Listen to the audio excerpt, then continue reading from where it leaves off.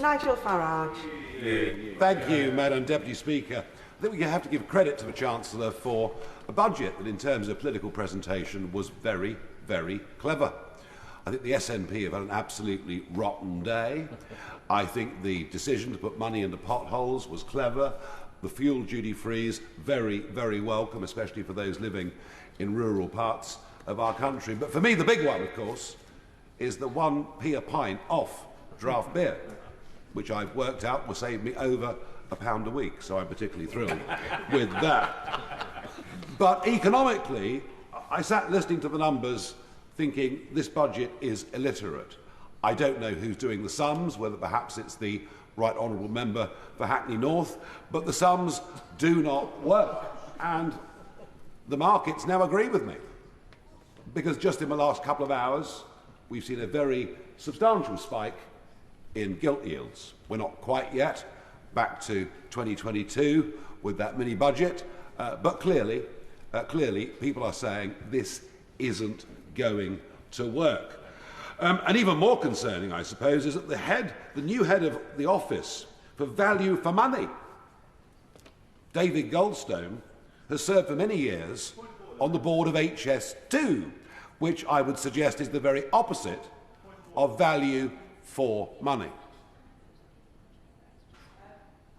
This point of order will be relevant. Can you confirm it's going to be relevant?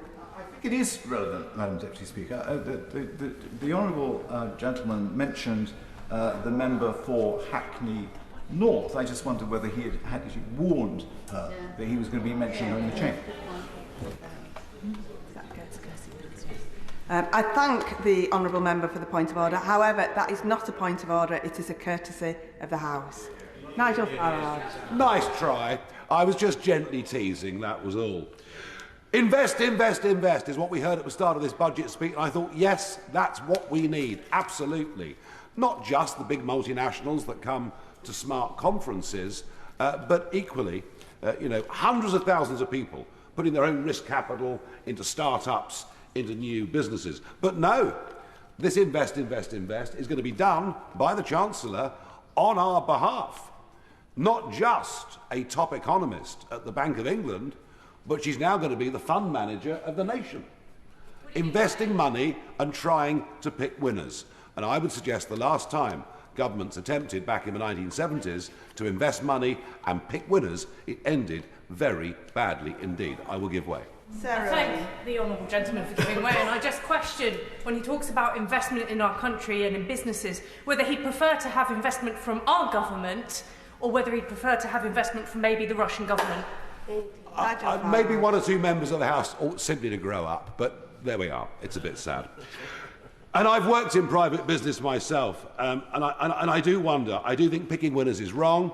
I think we leave this to the free market, and we let people either make money or we let them lose money. And frankly, if they do their dough, well, that's just the way these things work. Any business employing 5 or more people has today been hammered.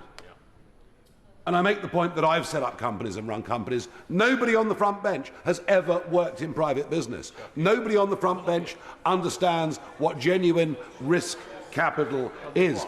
Our business secretary, from what I can make out, has never even had a job. But the most dismal part, no, I've had plenty of jobs. Well, apart from being in the European Parliament, which doesn't really count, obviously.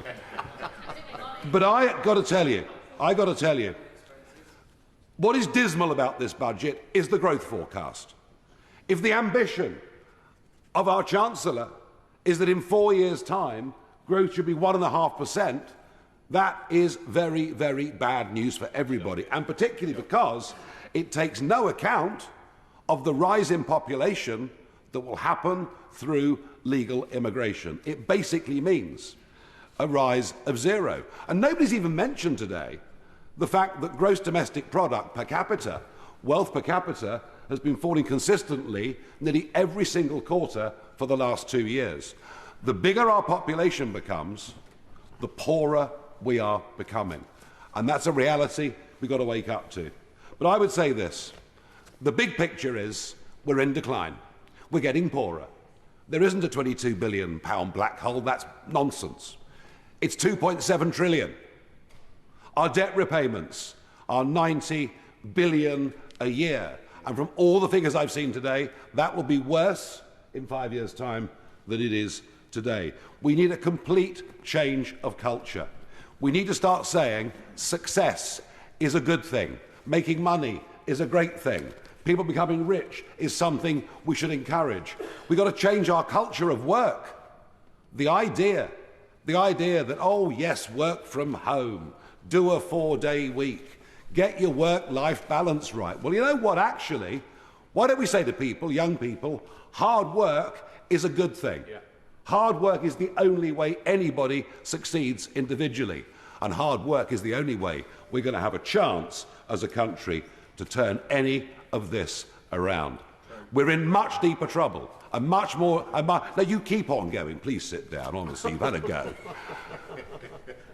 We are in much deeper trouble than anybody on either front bench dares to admit. It's a reality we should all face. And I have to say that, for a Labour Party that couldn't define what a woman was, couldn't define what a working person was, well, after today, I'm pretty convinced they can't define what economic growth is. Thank you.